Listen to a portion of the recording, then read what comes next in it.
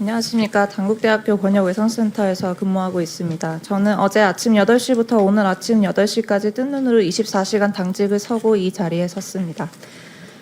외상센터의 현재를 간략히 설명드리겠습니다. 권역외상센터는 2014년부터 전국을 17개의 권역으로 나누어 관할 권역 내에서 발생한 중증외상센터 환자의 최종 치료를 위해 설립됐습니다. 24시간 당직 월 10회, 36시간 연속 근무의 극한 노동 강도, 초단위의 대량 출혈을 쏟으며 온몸이 부서진 채 실려오는 중증 환자들, 열정과 사명감을 강요당하는 사회 분위기, 그럼에도 적자를 면할 수 없는 구조적 문제.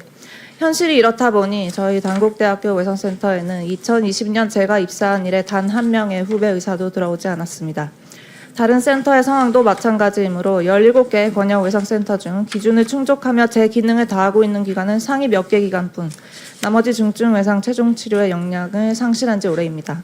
바로 어젯밤에 일어난 일을 하나 말씀드리겠습니다. 30대 남성이 오토바이 사고로 다발성 손상을 입었습니다. 사고 발생 지역에서 저희 병원보다 가까운 외상센터가 2곳이 더 있었습니다.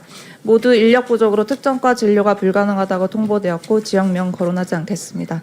혈압이 60 정도밖에 되지 않아 이송 도중 환자가 잘못된 확률이 높았으나 무리해서 수용할 수밖에 없었습니다. 다행히 도착하자마자 응급수술을 해서 환자는 생존했지만 환자도 저도 매우 운이 좋았을 뿐입니다.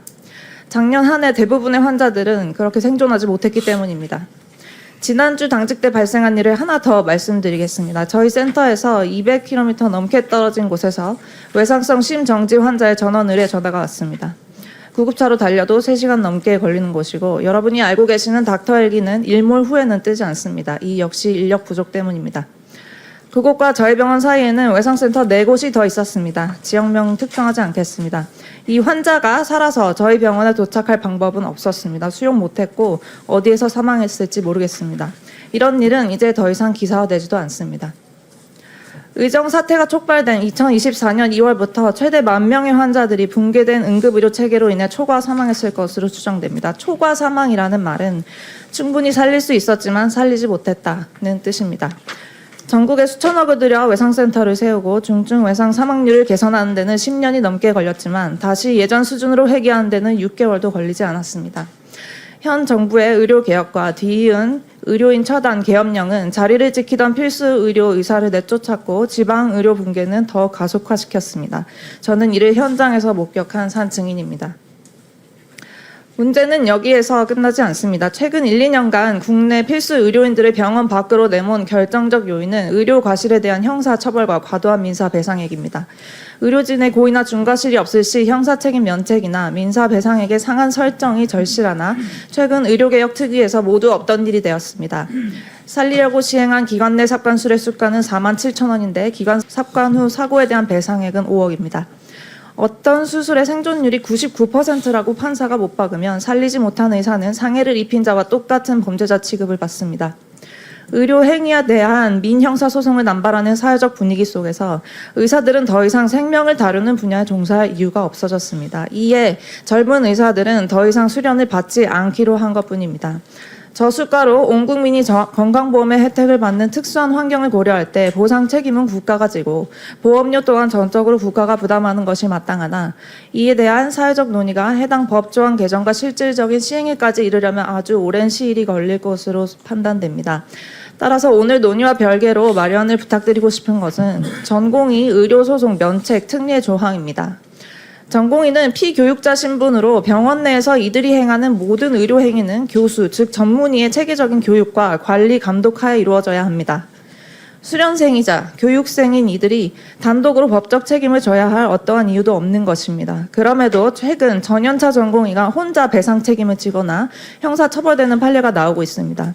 그동안 전공의들은 제자가 아닌 최저 시급도 받지 못하는 노동법의 사각지대에서 저수가 구조를 보상하기 위한 대형 병원들의 부속품 취급을 받아왔습니다. 한 달에 월급 몇 푼 더 주고 근무 시간 몇 시간 줄여주는 것으로는 이 나라에서 수련받기를 완전히 포기한 전공의들을 설득할 수 없습니다. 의료사고 교수 책임제 특례 조항 만들어 주십시오. 그러나 교수들 또한 벼랑 끝에 서 있습니다.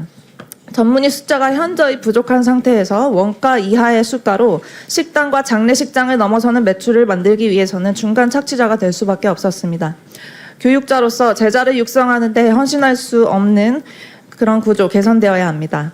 1년의 의정 사태를 겪고 난 현 시점에서 대학병원에 남아있는 교수들은 제가 볼 때 오로지 두 부류로 분류됩니다. 곧 나갈 교수와 아직 나갈 곳을 찾지 못한 교수. 150여 명의 임상 교수가 근무하는 저희 병원의 작년 한 해 퇴사자는 24명으로 전년도 동일 기간보다 3배 늘어났습니다.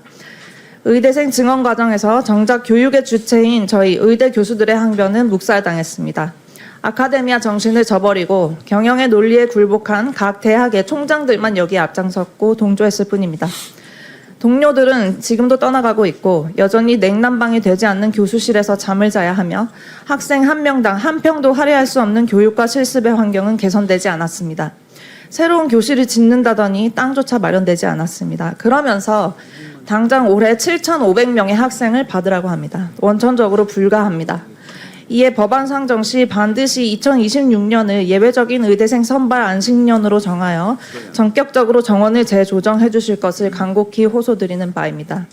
우리 사회는 중증 외상센터에 신체가 잘리고 으깨진 채 이송되는 환자들에게 많은 빚을 지고 있습니다. 건설 현장이나 산업체, 농경지에서 위험하고 굳은 일을 도맡아 오던 이들이 다수이기 때문입니다. 음주운전, 묻지마 살해 등 국가가 규범으로서 예방하고 막아줘야만 하는 사고도 매해 줄지 않고 반복되는 것을 저는 목도해왔습니다. 지방, 필수 의료를 재건하기 위해서는 생명을 구하는 의사들이 마음껏 생명을 구하게 해주는 환경을 조성하는 것이 우선입니다. 필수 의료 패키지와 의대생 증원 정책은 실패했습니다. 지난 1년간 국민들의 조기암은 말기암이 되어서야 발견되었고 지방에서 중증 외상으로 다친 사람들은 전국을 헤매다 길바닥에서 사망했습니다.